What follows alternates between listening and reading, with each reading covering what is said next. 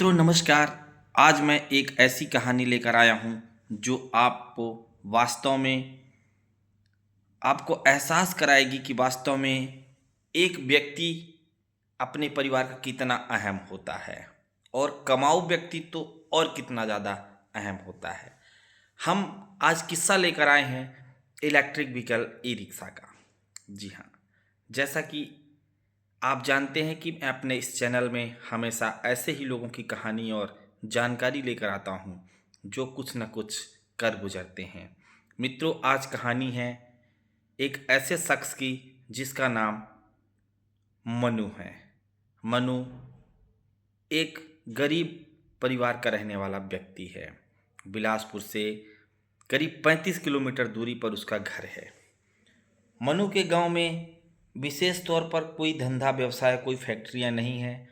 एक दो फैक्ट्रियां जो थीं वो फैक्ट्रियों में बाहर की लेबर आई हुई है, तो उन लोगों को काम धंधा भी नहीं मिलता है। मनु सोचता है आखिर में क्या किया जाए, लेकिन कहते हैं ना कि जिसके मन में कुछ कर गुजरने की चाहत होती है तो आदमी कहीं भी पहुंच जाता है। ऐसे ही मनु कई वर्षों से घर का खेती बाड़ी करते हुए बकरियां चराने का काम करता था। मित्रों, एक दिन जब बकरियां चरा रहा था, वहीं से सामने से एक इलेक्ट्रिक ऑटो निकलती है, यानी ई रिक्शा निकलती है।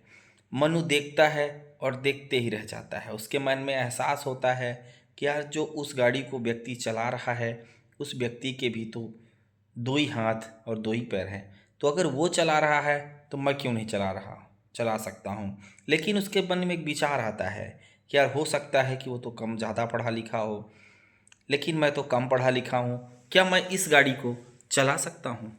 फिर मनु के मन में ऐसे कई सवाल रहते हैं जिसको लेकर वो काफ़ी टेंशन में रहता है। एक दिन अचानक वो किसी काम से बिलासपुर के लिए निकलता है।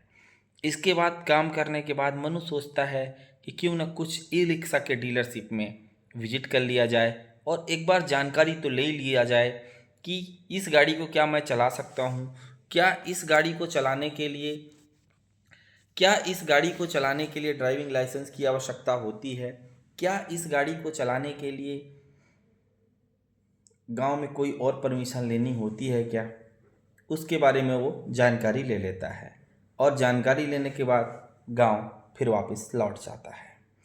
मनु के मन में एक विचार तो जरूर था, उसको दिमाग में कीड़ा खाया जा रहा था कि ये गाड़ी तो मुझे चलाना है, अब मुझे बकरियां नहीं चलाना है, क्योंकि बकरी का काम तो घर का है, वो काम कोई भी कर सकता है। लेकिन मैं क्यों ना बाहर घूम घूम के काम करूं, जिसमें मुझे कम मेहनत पड़े और अच्छी आमदनी हो। मनु एक दिन फ़ोन लगाता है मैनेजर के पास, ई रिक्शा वाले मैनेजर के पास फ़ोन लगाता है, भैया मुझे ई रिक्शा लेना है, कितना डाउन पेमेंट करना पड़ेगा। ई रिक्शा वाले भाई साहब बोलते हैं, भैया अगर आपको लेना है तो आप एक काम करिए, अपने डॉक्यूमेंट से ले लीजिए, केवाईसी, बिजली bill, Aadhaar card, PAN card, bank passbook वगैरह धर लीजिए और इसके बाद आप हमारे ऑफिस आ जाइए। इसके बाद भाई साहब अपने डॉक्यूमेंट्स वगैरह रख कर ऑफिस पहुंच जाते हैं। ऑफिस पहुंचने के बाद डील होती है, डाउन पेमेंट की बारी आती है।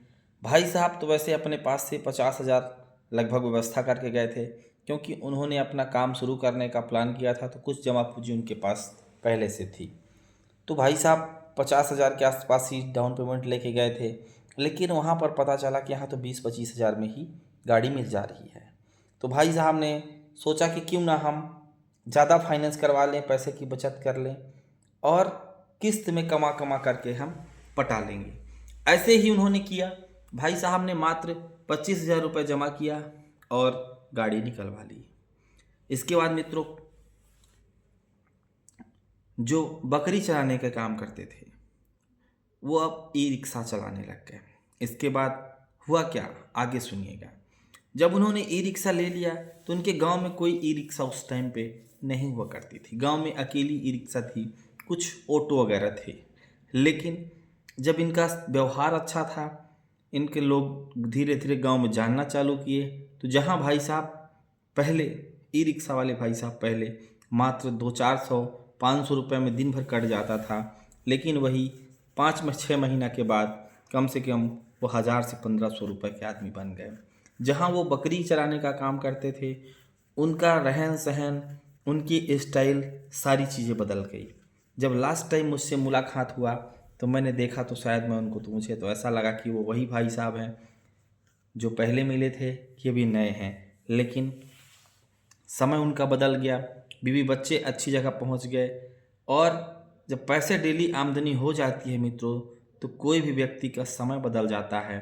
और समय बदलने के साथ साथ घर की स्थिति बदल जाती है, बच्चे अच्छी जगह पढ़ने लग जाते हैं, घर में खाने पीने की वैरायटियाँ चेंज हो जाती हैं। तो ये सब चीज़ें कैसे हुआ? एक छोटी सी सोच से। तो अगर मित्रों आप भी अपना कुछ नया करने का सोच रहे हैं तो आप सोचिए नहीं, करने का ठान लीजिए और निकल पड़िए एक नए सफ़र की ओर। क्योंकि ज़िंदगी चलने का नाम है, रुकने का नहीं। आप नहीं निकल चलेंगे समय के साथ तो कोई और चल जाएगा, आप पीछे रह जाएंगे। भीड़ में बहुत सारे लोग नेतागिरी करते हैं, लेकिन विधायक, मंत्री या नेता कोई एक बड़ा आदमी ही बनता है। इसलिए नेता बनने की कोशिश मत करिए और अपना एक अलग ही प्रोफाइल सेलेक्ट करिए।